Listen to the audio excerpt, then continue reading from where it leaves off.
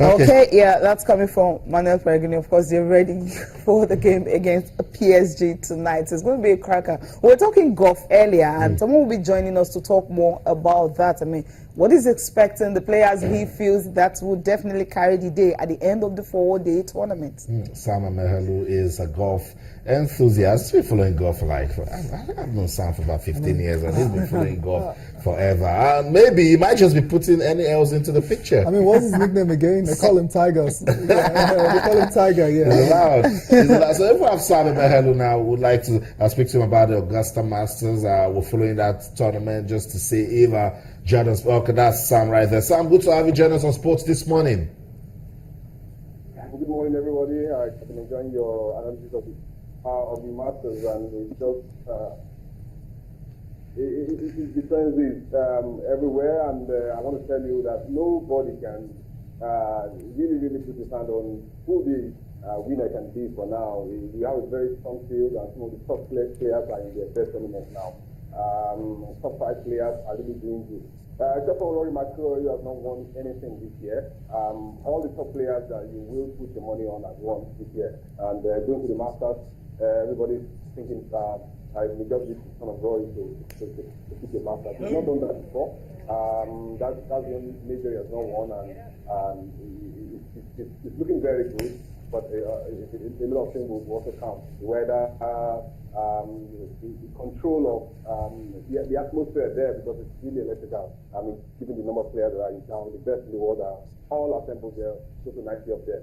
Very good feeling everybody's having. We are just listening to hear. The first shot being teed up.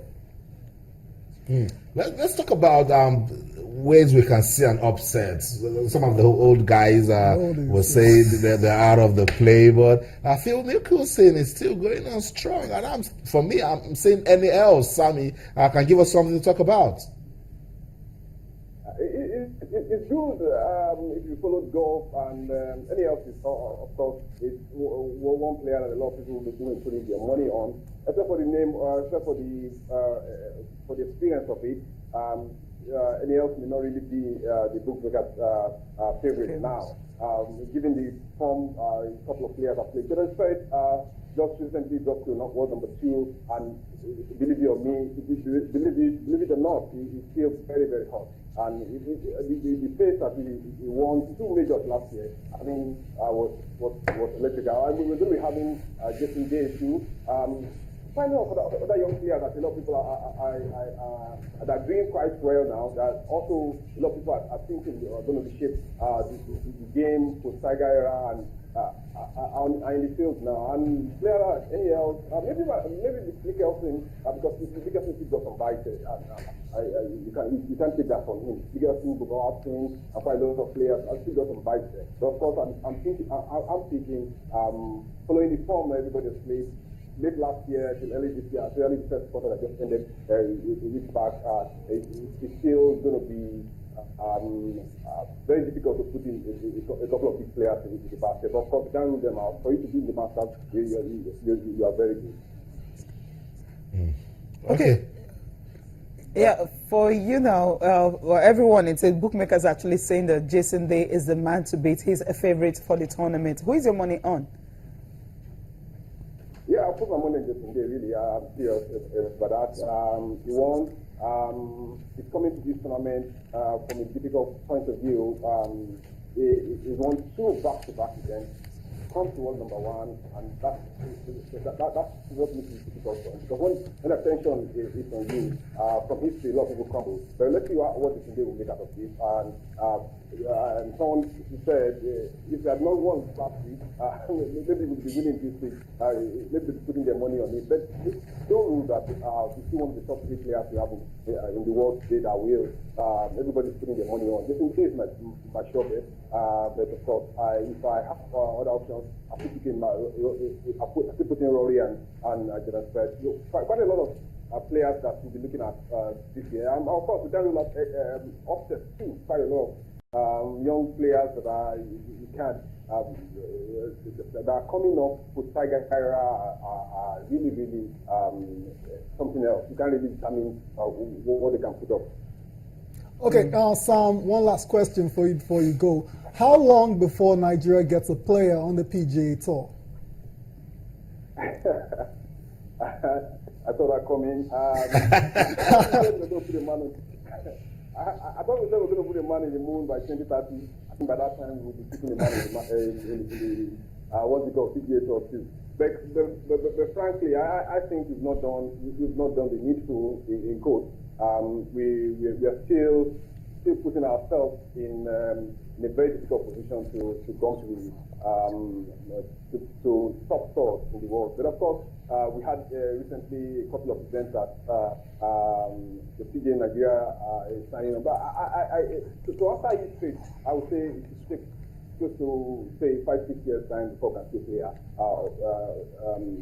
a Nigerian player at that level. And of course, even at that, I'm just being skeptical. I'm just being economical. 5-6 years is still very far, a long time. But we're not doing anything. We're not putting any structure in place to make that happen. It's very sad. Okay. Thank you so much, Sam, for speaking to us on the Augusta Masters, and then we'll be hoping that someday Nigeria gets to play at the PGA level. Thank you so much. So that's it, Sam Mehelu, our golf analyst, an enthusiast, speaking to us on the Augusta Masters. And of course, he reiterated that Jezinde is the man to beat. He is the man to beat. The man might be saying, well, he's not favorite, but all the bookmakers, everyone is saying he's definitely the one. We're talking about the UEFA Champions League, of course. We'll go quickly. I mean, what happened in that game against between Barca and Atletico Madrid. The scoreline, let's be fair here, the scoreline is not a true reflection of the game. Because Barcelona totally dominated Atletico Madrid. You're talking about the fact that Barca were actually, camped at the edge of the box of Atletico Madrid, piling on the pressure over and over again until they got the goals and until they got the advantage going into the second leg. And one man, Luis Suarez, we're talking about him. Over the weekend against Real Madrid, he didn't really perform too well. He had a chance where he missed an open goal, but yesterday he took his chances, and that's why Barcelona are going into the second leg with a lead. So see, definitely where you have a situation whereby he wasn't the one who was doing all the misses at first. Yes. It was actually Neymar and Messi. Yes. And when he got his chance, he just took it. And that's how, That's the advantage of having the MSN. If the M is not doing well, you have the S. Anyways, we're talking about Luis Suarez's performance data for 2016 has been incredible. La Liga, 29 goals, 26 games. Champions League, 8-8. So you can see he's a very good marksman. Copa del Rey, he's got 5-3. Club World Cup, he's got 5 goals in 2 games. I remember that tournament very well. UEFA Super Cup, 1 goal, 1 game.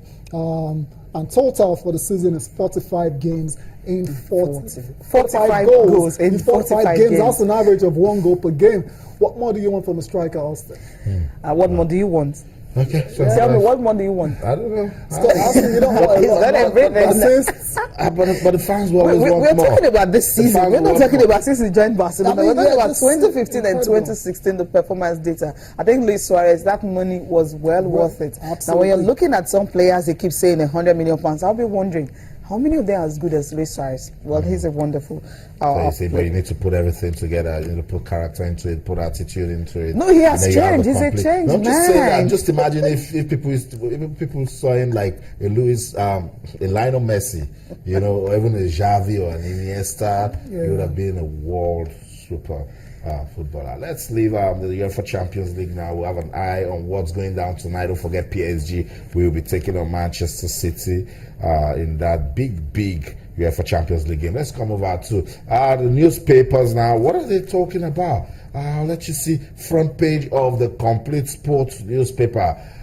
I don't know if you guys will like what I'm seeing here, but it's being reported in the paper. It says Conte plans to sell Mikel. New Chelsea boss plots to offload Eagles skipper. Okay, it's just in the papers. We'll find out when it takes over, because he says he won't talk until after Euro 2016. Yes. Well, it's not going to stop the speculation from actually. It's going to continue. Many players will definitely be offloaded. Okay, still with the front page of the Complete Sports newspaper, we will still back Sia for Eagles' job. So we're still going on and on with this talk about who will get a job to lead the Super Eagles of Nigeria. I'm talking about a player who's been doing so well. Alex Iwobi handed second improved £30,000 a week deal at Arsenal. When Arsenal is giving a 19-year-old player £30,000 a week, then he's surely a good player. What a warm